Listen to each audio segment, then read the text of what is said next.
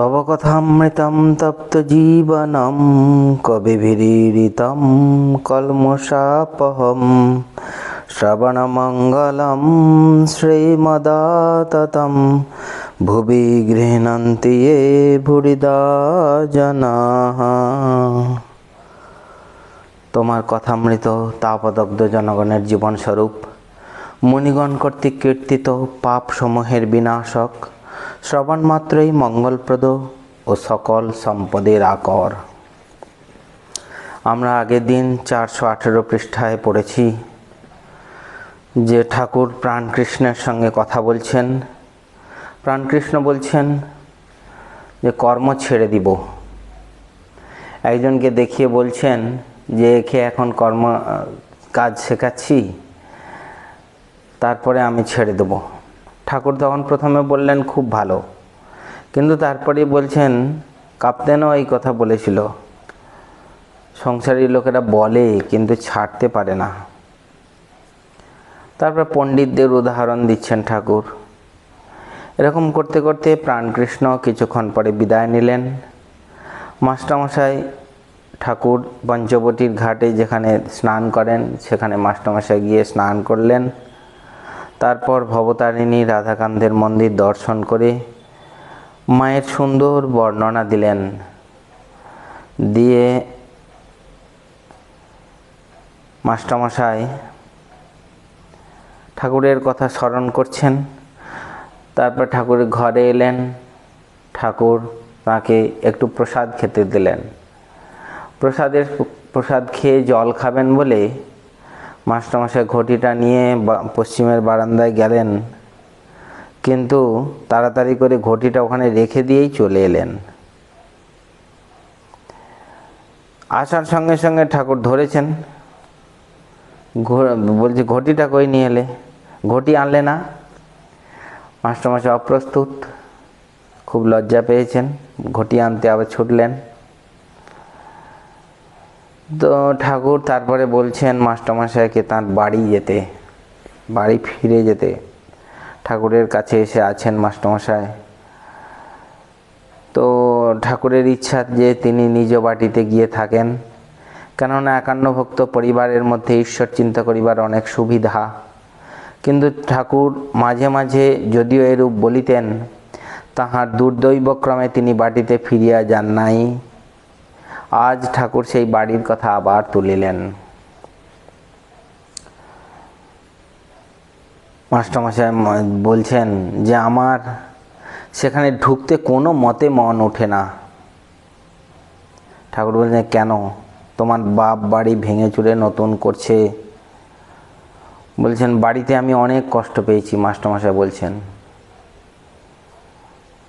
আমার যেতে কোনো মতে মন হয় না।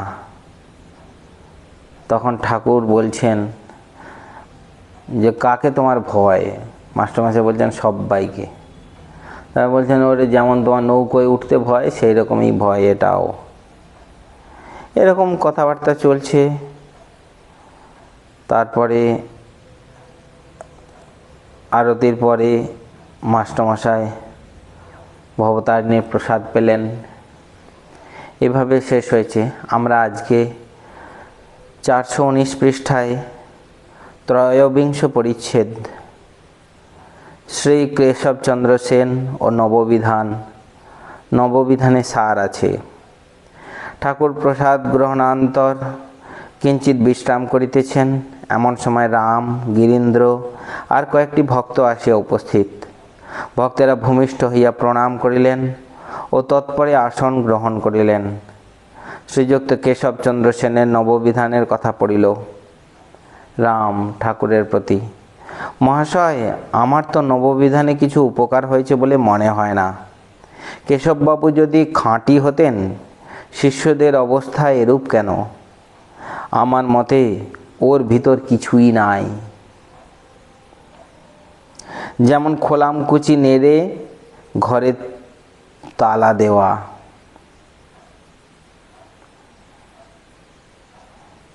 লোক মনে করছে খুব টাকা ঝমঝম করছে, কিন্তু লোক মনে করছে খুব টাকা ঝমঝম করছে, কিন্তু ভিতরে কেবল খোলামকুচি। বাহিরের লোক ভিতরের খবর কিছু জানে না। ঠাকুর বলছেন, কিছু সার আছে বই কি, তা না হলে এত লোকে কেশবকে মানে কেন? শিবনাথকে কেন লোকে চেনে না? ঈশ্বরের ইচ্ছা না থাকলে এরকম একটা হয় না। তবে সংসার ত্যাগ না করলে আচার্যের কাজ হয় না, লোকে মানে না। লোকে বলে এ সংসারী লোক, এ নিজে কামিনী কাঞ্চন লুকিয়ে ভোগ করে। আমাদের বলে ঈশ্বর সত্য, সংসার স্বপ্নবৎ অনিত্য। সর্বত্যাগী না হলে তার কথা সকলে লয় না। ঐহিক যারা কেউ কেউ নিতে পারে। কেশবের সংসার ছিল, কাজে কাজেই সংসারের উপর মনও ছিল। সংসারটিকে তো রক্ষা করতে হবে, তাই অত লেকচার দিয়েছে। কিন্তু সংসারটি বেশ পাকা করে রেখে গেছে। অমন জামাই, বাড়ির ভিতরে গেলুম বড় বড় খাট। সংসার করতে গেলে ক্রমে এইসব জোটে, ভোগের জায়গায় সংসার। তখন রাম বলছেন, ও খাট বাড়ি বকরার সময় কেশব সেন পেয়েছিলেন। কেশব সেনের বকরা মহাশয় যাই বলুন, বিজয়বাবু বলেছেন, কেশব সেন এমন কথা বিজয়বাবুকে বলেছেন যে আমি ক্রাইস্ট আর গৌরাঙ্গের অংশ। তুমি বলো যে তুমি অদ্বৈত। আবার কি বলে জানেন, আপনিও নববিধান। ঠাকুর ও সকলের হাস্য। ঠাকুর হাসতে হাসতে বলছেন, কে জানে বাবু, আমি কিন্তু নববিধান মানে জানি না। সকলের হাস্য। রাম বলছেন, কেশবের শিষ্যরা বলে জ্ঞান আর ভক্তির প্রথম সামঞ্জস্য কেশববাবু করেছেন। ঠাকুর অবাক হইয়া, সে কি গো? অধ্যাত্ম অর্থাৎ অধ্যাত্ম রামায়ণ। তবে কি? যে নারদ রামচন্দ্রকে স্তব করতে লাগলেন, হে রাম, বেদে যে পরব্রহ্মের কথা আছে সে তুমিই মানুষ রূপে আমাদের কাছে রয়েছ। তুমিই মানুষ বলে বোধ হচ্ছ, বস্তুত তুমি মানুষ নও, সেই পরব্রহ্ম। রামচন্দ্র বললেন, নারদ, তোমার উপর বড় প্রসন্ন হয়েছি, তুমি বর নাও। নারদ বললেন, রাম, আর কি বর চাইব? তোমার পাদ পদ্মে শুদ্ধা ভক্তি দাও, আর তোমার ভুবন মোহিনী মায়ায় যেন মুগ্ধ করো না। অধ্যাত্মে কেবল জ্ঞান ভক্তিরই কথা। কেশবের শিষ্য অমৃতের কথা পড়িল। রাম বলছেন, অমৃতবাবু একরকম হয়ে গেছেন। ঠাকুর বলছেন, হ্যাঁ, সেদিন বড় রোগা দেখলুম। তখন রাম বলছেন, মহাশয় লেকচারের কথা শুনুন। যখন খোলের শব্দ হয় সেই সময় বলে কেশবের জয়। আপনি বলেন কি না যে গেরে ডোবায় দল হয়?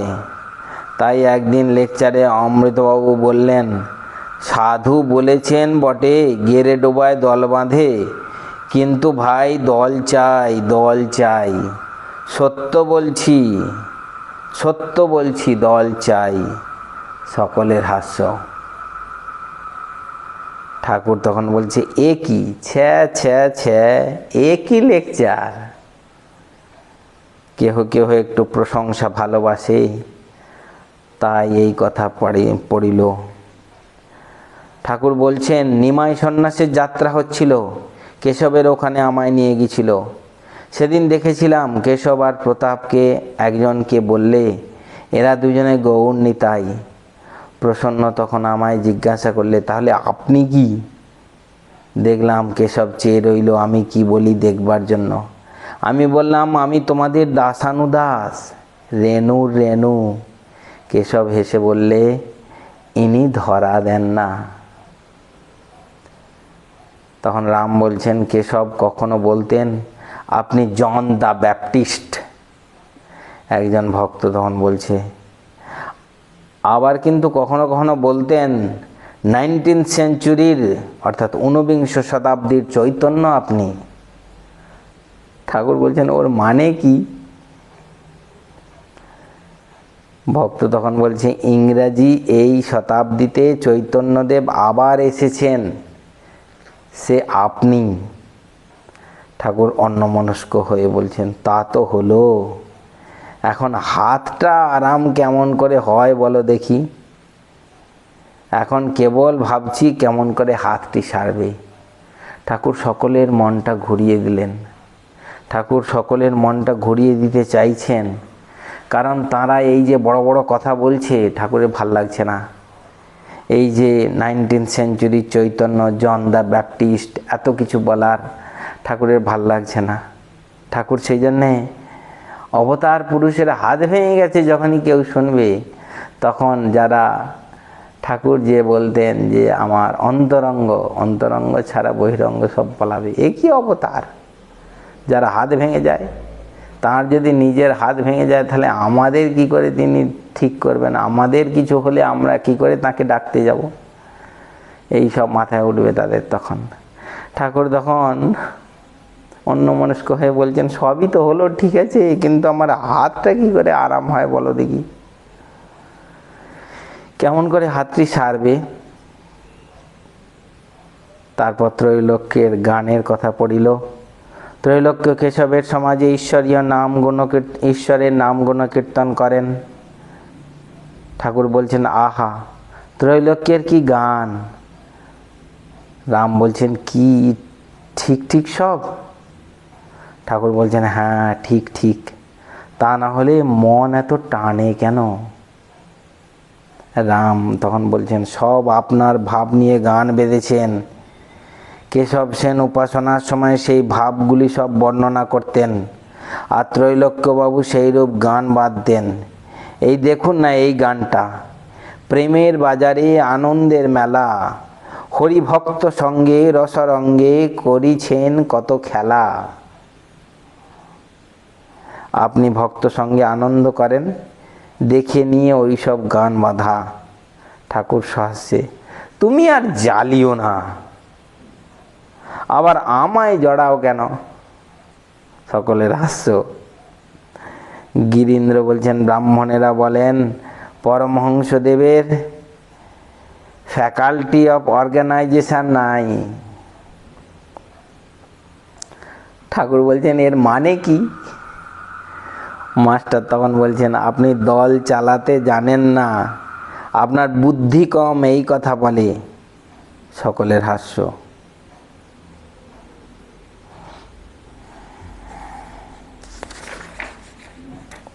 ঠাকুর তখন রামকে বলছেন, এখন বলো দেখি আমার হাত কেন ভাঙলো? তুমি এই নিয়ে দাঁড়িয়ে একটা লেকচার দাও। সকলের হাস্য। এই যে এত কথা চলছে, ঠাকুর একটা কথাতেই সবাইকে অন্যদিকে মন ঘুরিয়ে দিলেন, যে আমার হাত কেন ভাঙলো সেই নিয়ে একটা লেকচার দাও। ব্রাহ্ম সমাজ ও বৈষ্ণব ও শাক্ত সাম্প্রদায়িকতা সম্বন্ধে উপদেশ। ব্রহ্মজ্ঞানীরা নিরাকার নিরাকার বলছে, তা হলেই বা আন্তরিক তাকে ডাকলেই হলো। যদি আন্তরিক হয়, তিনি তো অন্তর্যামী, তিনি অবশ্য জানিয়ে দেবেন তাঁর স্বরূপ কি। তবে এটা ভালো না এই বলা যে আমরা যা বুঝেছি তাই ঠিক, আর যে যা বলছে সব ভুল। আমরা নিরাকার বলছি, অতএব তিনি নিরাকার, তিনি সাকার নন। আমরা সাকার বলছি, অতএব তিনি সাকার, তিনি নিরাকার নন। মানুষ কি তার ইতি করতে পারবে?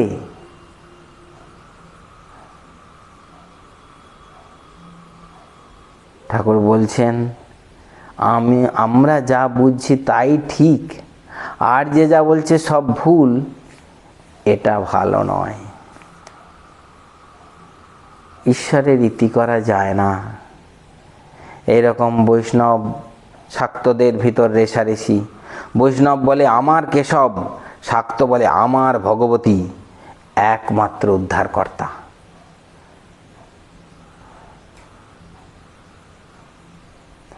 আমি বৈষ্ণবচরণকে সেজবাবুর কাছে নিয়ে গেছিলাম। বৈষ্ণবচরণ বৈরাগী, খুব পণ্ডিত, কিন্তু গোঁড়া বৈষ্ণব। এদিকে সেজবাবু ভগবতীর ভক্ত। বেশ কথা হচ্ছিল। বৈষ্ণবচরণ বলে ফেললে, মুক্তি দেবার একমাত্র কর্তা কেশব। বলতেই সেজবাবুর মুখ লাল হয়ে গেল। বলেছিল, শালা আমার। সকলের হাস্য। শাক্ত কিনা বলবে না? আমি আবার বৈষ্ণবচরণের গা টিপি। যত লোক দেখি ধর্ম ধর্ম করে, এ ওর সঙ্গে ঝগড়া করছে, ও ওর সঙ্গে ঝগড়া করছে। হিন্দু, মুসলমান, ব্রহ্মজ্ঞানী, শাক্ত, বৈষ্ণব, শৈব সব পরস্পর ঝগড়া। এ বুদ্ধি নাই যে যাকে কৃষ্ণ বলছো তাকেই শিব, তাকেই আদ্যাশক্তি বলা হয়, তাকেই যিশু, তাকেই আল্লাহ বলা হয়। এক রাম, তার হাজার নাম। বস্তু এক, নাম আলাদা। সকলেই এক জিনিস চাচ্ছে, তবে আলাদা জায়গা, আলাদা পাত্র, আলাদা নাম। একটা পুকুরে কতকগুলি ঘাট আছে, একটা পুকুরে অনেকগুলি ঘাট আছে। হিন্দুরা এক ঘাট থেকে জল নিচ্ছে কলসি করে, বলছে জল। মুসলমানেরা আর এক ঘাটে জল নিচ্ছে চামড়ার ডোলে করে, তারা বলছে পানি। খ্রিস্টানরা আর এক ঘাটে জল নিচ্ছে, তারা বলছে ওয়াটার। সকলের হাস্য। যদি কেউ বলে না, এই জিনিসটা জল নয় পানি, কি পানি নয় ওয়াটার, কি ওয়াটার নয় জল, তাহলে হাসির কথা হয়। তাই দলাদলি, মনান্তর, ঝগড়া, ধর্ম নিয়ে লাটালাটি, মারামারি, কাটাকাটি এসব ভালো নয়। সকলেই তার পথে যাচ্ছে। আন্তরিক হলেই, ব্যাকুল হলেই তাকে লাভ করবে। মনের প্রতি এইটি শুনে যাও। বেদ, পুরাণ, তন্ত্র সব শাস্ত্রে তাকেই চায়, আর কাউকে চায় না। সেই এক সচ্চিদানন্দ, যাকে বেদে সচ্চিদানন্দ ব্রহ্ম বলেছে, তাকেই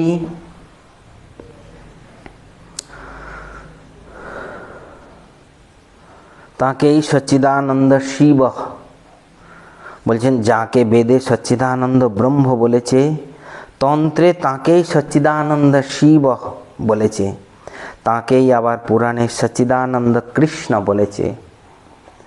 শ্রীরামকৃষ্ণ শুনিলেন। রাম বাড়িতে মাঝে মাঝে নিজে রেঁধে খান। ঠাকুর মণিকে বলছেন, তুমিও কি রেঁধে খাও? মণি বলছেন, আজ্ঞা না। ঠাকুর বলছেন, দেখো না একটু গাওয়া ঘি দিয়ে খাবে, বেশ শরীর মন শুদ্ধ বোধ হবে। আজ এই পর্যন্ত। ওম নিরঞ্জনং নিত্যমনন্তরূপং ভক্তানুকম্পাধৃত বিগ্রহং বৈ ঈশাবতারং পরমেশমিদ্যং তং রামকৃষ্ণং শিরসা নমামঃ। ওম শান্তি শান্তি শান্তি। হরি ওম তৎসৎ। শ্রীরামকৃষ্ণার্পণমস্তু। আমি একটু বাইরে এসেছি,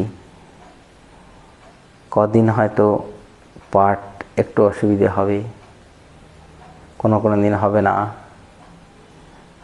বাগদাতে ফিরে গিয়ে আবার রেগুলার হয়তো করতে পারবো। আজকে বাইরেই করলাম, যদি সুযোগ হয় করব, না হলে হয়তো 1-2 দিন কি 3-4 দিন অফ হবে।